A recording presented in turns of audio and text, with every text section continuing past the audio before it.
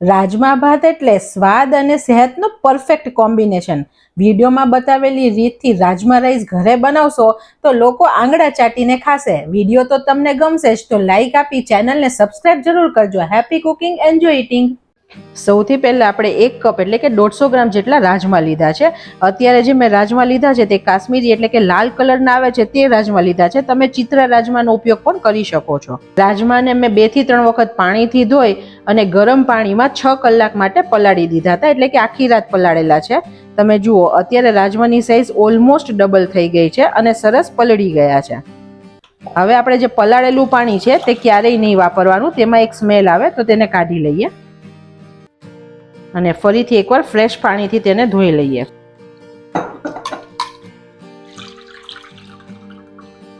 આ પાણીનો ઉપયોગ તમે કોઈ પણ પ્લાન્ટમાં પાણી નાખવામાં કરી શકો છો. રાજમાને આપણે કુકરમાં લઈએ. કુકર થોડું મોટું હોય તેવું લેવાનું ફ્રેન્ડ્સ. તેની અંદર 1 તમાલપત્ર, 1 કાળી એલચી, 1 ટુકડો તજ ઉમેરીએ. ખડા મસાલા આની અંદર નાખવાથી ફ્લેવર બહુ જ સરસ આવશે. પોણી ચમચી જેટલું મીઠું એડ કરીએ છીએ. હવે વારો આવે છે પાણી કેટલું લેવાનું. બહુ જ ઇમ્પોર્ટન્ટ વાત ફ્રેન્ડ્સ, આપણે ટોટલ જે રાજમા લીધા છે તેનું 4 ગણું પાણી લેવાનું છે. એટલે આપણે આ કપના માપથી લીધું છે તો આપણે 4 કપ પાણી લેવાનું છે. ઇનકેસ તમારું કુકર નાનું છે તો ઘણીવાર ઉભરાઈને બહાર વધારે પાણી હોય તો નીકળે. તે ના નીકળે તેની માટે નાનું કુકર હોય તો તમારે 2 થી 2.5 કપ પાણી આમાં એડ કરવાનું અને પાછળથી રાજમા બનાવતી વખતે તમે એડ કરી શકો છો. અત્યારે હું 4 કપ પાણી એડ કરું છું. એપ્રોક્સ તમે જુઓ આંગળીથી તો 2 આંગળ જેટલું પાણી આવે છે. રાજમા બોઇલ થતી વખતે ઉભરાઈને બહાર ના આવે તેની માટે આપણે 2 ચમચી જેટલું તેલ એડ કરીએ છીએ. ગેસની ફ્લેમ અત્યારે આપણે મીડિયમ રાખીએ છીએ. કુકરનું ઢાંકણ બંધ કરી અને 4 થી 5 વિસલ થવા દઈએ. કુકરની વિસલ થાય છે ત્યાં સુધી આપણે ચોખા પલાળી દઈએ. અત્યારે મેં 1 કપ જેટલા બાસમતી ચોખા લીધા છે. તેને એક મોટા વાસણમાં લઈએ. 2 થી 3 વખત પાણીથી ધોઈ લઈએ જેથી ધૂળ અથવા જે પણ ડસ્ટ હોય તે નીકળી જાય. ચોખા ડૂબે તેટલું પાણી નાખીને આપણે તેને 10-15 મિનિટ માટે પલાળી દઈએ. કુકર આપણું ઠંડુ થઈ ગયું છે. આપણે તેને પ્રેશર એમનેમ રિલીઝ થવા દીધું છે. ફટાફટ આપણે પ્રેશર રિલીઝ નહીં કરવાનું. તમે જુઓ આપણે તેલ નાખ્યું હતું ફ્રેન્ડ્સ તો ઉપરથી કુકરમાં બિલકુલ પાણી બહાર નથી આવ્યું ને કુકર બિલકુલ ગંદુ નથી થયું.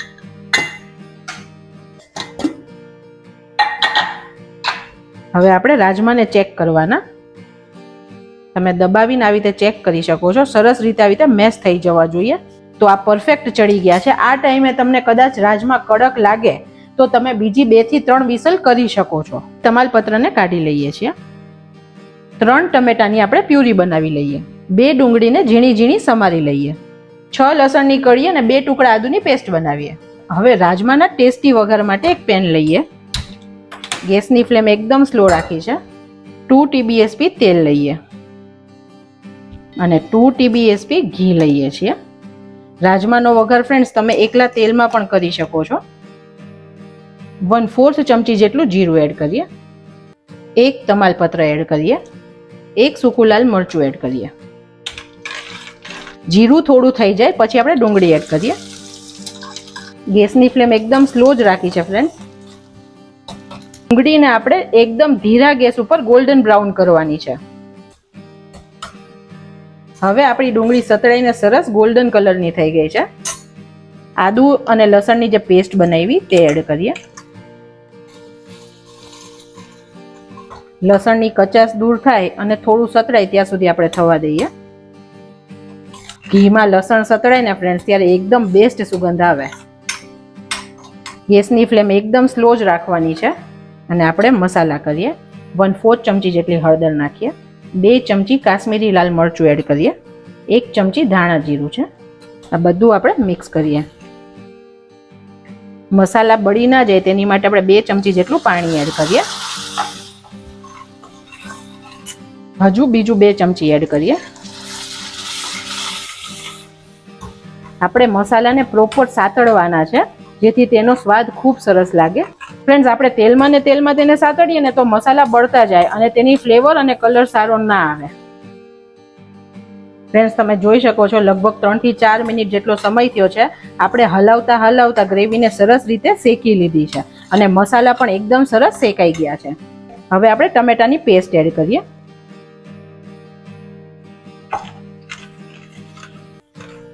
વાવ ફ્રેન્ડ્સ, એટલો મસ્ત કલર આવ્યો છે ને ગ્રેવીનો. આને હવે આપણે 5 થી 7 મિનિટ માટે ઉકાળવાની, જેથી ટમેટાની કચાશ પૂરી દૂર થઈ જાય અને ટમેટા મસાલા સાથે પ્રોપર મર્જ થઈ જાય. મિશ્રણને આપણે વચ્ચે વચ્ચે હલાવવાનું, જેથી નીચેથી બળે નહીં. આપણે ગ્રેવીના ભાગનું 1/4 ચમચી મીઠું એડ કરીએ. આપણે રાજમા બાફતી વખતે મીઠું નાખ્યું જ છે ફ્રેન્ડ્સ, અને ગ્રેવીના ભાગનું અત્યારે નાખ્યું, પછી પાછળથી જરૂર લાગશે તો ટેસ્ટ કરીને ઉમેરશું.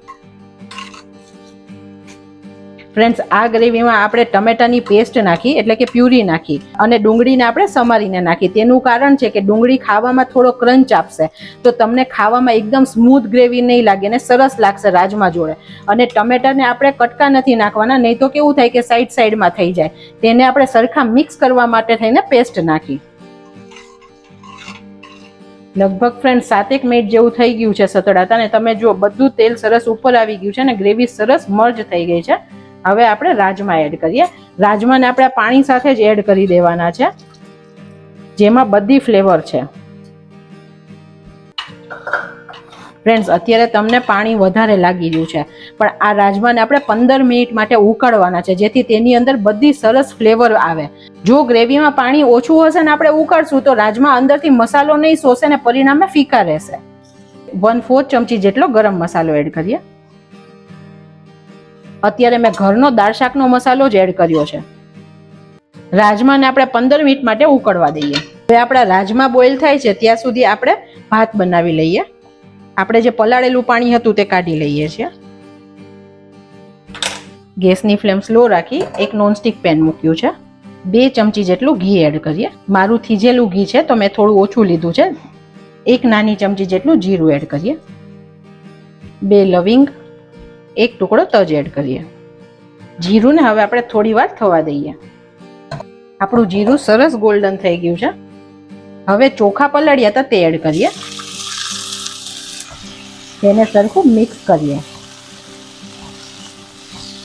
થોડું ધીરા હાથે કરવાનું, જેથી ચોખા તૂટી ના જાય. ફ્રેન્ડ્સ, આ બહુ જ ઇમ્પોર્ટન્ટ સ્ટેપ છે, કેમ કે જો આપણે ચોખાને ઘીમાં સાતળશું નહીં ને પાણી નાખી દેશું ને તો ચોખા થોડા સ્ટીકી થઈ જશે. આવી રીતે જ્યારે ઘીમાં સાતળીએ ને ત્યારે ચોખા પર એક કોટિંગ આવી જશે ઘીનો, તો ચોખા સરસ ચડશે અને ફ્લેવર સરસ લાગશે. 3/4 ચમચી જેટલું મીઠું એડ કરીએ. ગેસની ફ્લેમ એકદમ સ્લો રાખી છે. 1 થી 2 મિનિટ માટે સાતળવાનું. આપણે 1 કપ જેટલા ચોખા લીધા છે, તો આપણે તેનું ડબલ પાણી માપમાં મૂકવાનું છે, કેમ કે ભાતને આપણે છૂટા ચેડવીએ છીએ. ફરીથી એકવાર તેને મિક્સ કરી દઈએ. હવે ઢાંકીને 5-7 મિનિટ પહેલા ચડવા દઈએ. હવે 5-7 મિનિટ થઈ ગઈ છે. આપણે ખોલીને ચેક કરીએ. તમે જોઈ શકો છો પહેલાથી રસો થીક થઈ ગયો છે અને રાજમા પણ સરસ ચડી ગયા છે. પણ ફ્રેન્ડ્સ, હજી કેવું છે કે રસો થોડો પતલો છે અને રાજમા થોડા છૂટા છે. હવે તમને આની માટે એક ટ્રીક બતાવું. આ ટાઈમે આપણે આવી રીતે થોડા રાજમાને ચમચાથી મેશ કરવાના, જેથી તેનો પલ્પ એટલે કે સ્ટાર્ચ નીકળશે અને રાજમાનો રસો એકદમ સરસ ઘટ થઈ જશે. તમે જુઓ, જેવું મેશ કર્યું એવું રસો છે તે થોડો થીક થઈ ગયો. હવે તમારે અત્યારે જ જમવું છે તો રસો હજી થોડો વધારે બાળવાનો છે, પણ જો તમારે કલાક રહીને જમવું હોય છે તો આટલો રસો રહેવા દેવાનો, કેમ કે રાજમા બધો રસો શોષી લેશે ને આપણે જ્યારે રાઈસ સાથે ખાશું ત્યારે બહુ ડ્રાય લાગશે. તો રાજમા આપણે રસાવાળા રહેવા દેવાના છે. આ ટાઈમે તમે ચાખી અને મીઠું પ્લસ કરી શકો છો. 1 ચમચી કસૂરી મેથીને હાથેથી મસળીને એડ કરીએ. થોડી કોથમીર એડ કરીએ. વાવ ફ્રેન્ડ્સ, એટલા મસ્ત રાજમા બન્યા છે. ઉપરથી પિંચ ગરમ મસાલો એડ કરીએ અને આને મિક્સ કરીએ. તમે જોઈ શકો છો ફ્રેન્ડ્સ, અત્યારે ગ્રેવી એકદમ સરસ થીક થઈ ગઈ છે અને રાજમાને એકદમ સરસ કોટ થઈ ગઈ છે. આપણે 5-7 મિનિટ પછી ખોલીને ચેક કરીએ. તમે જુઓ, અત્યારે સરસ પાણી શોષાઈ ગયું છે ને હળવા હાથે તમારે હલાવી દેવાનું એકવાર વચ્ચેથી આમ. છે ને ફ્રેન્ડ્સ, ભાતની અલગ જ રીત. હજુ તમે ચોખાને દબાવો ફ્રેન્ડ્સ તો ચોખા ચડ્યા નથી, તો આપણે ચડવા દેવાના છે, કેમ કે હજુ પાણી પણ છે. લગભગ બીજી 5 થી 7 મિનિટ જેવો સમય થશે. બીજી 4-1 મિનિટ થઈ ગઈ છે. આ ટાઈમે તમે આવી રીતે દાણાને દબાવીને ચેક પણ કરી શકો. એકદમ સરસ મેશ થઈ જાય તો આપણા ભાત અત્યારે ચડી ગયા છે. ઇન કેસ તમને કડક લાગે તો તમે થોડું પાણી હાથેથી છાંટી 1-2 ચમચી જેટલું ને પાછા થવા દેજો તો મસ્ત થઈ જશે. અત્યારે આપણા ભાત એકદમ સરસ ખીલેલા અને છૂટા છૂટા એકદમ મસ્ત બન્યા છે.